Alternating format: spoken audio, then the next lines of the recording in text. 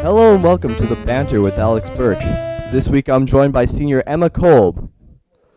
So, Emma, you grew up in Germany, is that right? I did when I was younger. I moved there when I was 2, and I stayed there for about 2.5 years with my family. But when my sister was 5 months old, we moved back to the States. So, what was that like to move back to America after you had been in Germany for those years? It wasn't as hard for me because my family's so immersed in the German culture. Back when we used to live in Chicago, I was in a German children's choir for about 11 years, and my parents spoke German, but I wasn't as fluent as I once was by being in preschool. hmm So, you had moved to Chicago then, and you spent how long there exactly? About 11 years of my life I was in Chicago, or Chicago actually for 6 months, and then in a suburb just north of Chicago called Evanston. That's where you find Northwestern University. That's where I lived. hmm So, it was rather big, right? Yes, extremely compared to Fargo.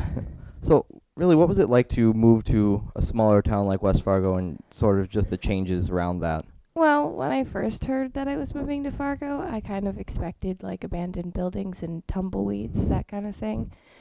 Bit cliche, like old western town, like nothing there. So 30 people in my graduating class. So I was pleasantly Mhm. surprised when I moved to West Fargo to find so many people here, but it's still not quite as big because everyone's like, "Oh my gosh, West Fargo's so like big, so many kids," and I was like, "Well, I had 1,000 in my graduating class, so it's a bit of a Mhm. smaller So, school." really, what helped you like to adapt to moving here and coming over from Chicago? Like, I'd honestly have to say theater. I was on the swim team when I first came here, and so I knew only swimmers, and all we did was talk about swimming or practice or talk about the coach. So there wasn't really like any diversity there. But then I tried out for Les Mis, and I met a lot of really cool people, and I've made a lot of good friends through that. so just in like when you were in Chicago, what did you do? How was it like? How was it different, more to speak? Well, I was a lot more independent in Chicago. I could take the public bus to get wherever I wanted, or I could walk places without getting hypothermia. It was just really easy to get there. You could take the train downtown if you wanted. Here, since I don't have my license, I have to depend on my mom to drive me everywhere. And I mean, I have my motorcycle license, but once the winter hits, that's not really going to help me out. hmm So, really, like, what did you do at school, like, besides in extracurriculars and that sort of thing? Um, well, I was in an honors program at my old school freshman year, and so I took it wasn't AP quite, but it wasn't regular either. It was in between, kind of like how we have the honors sophomore English year, and I got a 4.5 credit for the class rather than a 4 or a 5.0. And all of my classes, even orchestra, was honors because you had to do certain things to fulfill the requirement, and it was just more fast paced. And so I had a 4.38 GPA coming here, but since we don't have the same honors program, they wouldn't honor it. Hmm.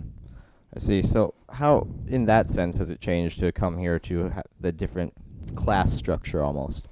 Well, it's not easy being a transfer student at West Fargo because they don't make the process easy. Like, I had to take a lot of online classes just based off of the classes I'd already taken and the ones that are required to graduate.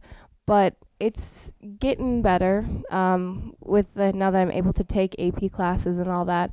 It's about the same pace and everything. It was just an unfortunate transition my sophomore year.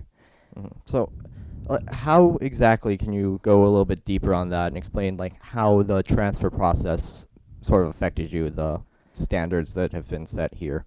Well, when I came here, I had to take online classes because as a freshman, I took world history, and everyone here takes world history as a sophomore. So I hadn't taken world geography, and I needed to take that. And I was going to take health my sophomore year, but you guys take it freshman year.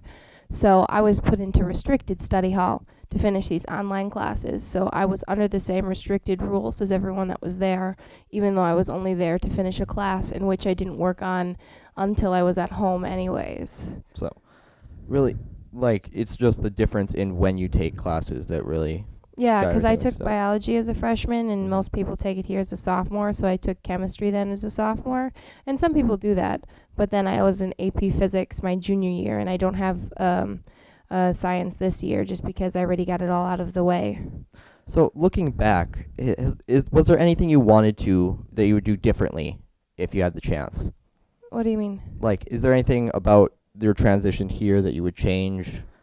Um, if anything, I would have gotten involved with theater sooner and just done a lot more things. Because this year I'm in a lot of different clubs and all that kind of stuff, and it just makes it a lot easier to get to know people and do things and just get out there.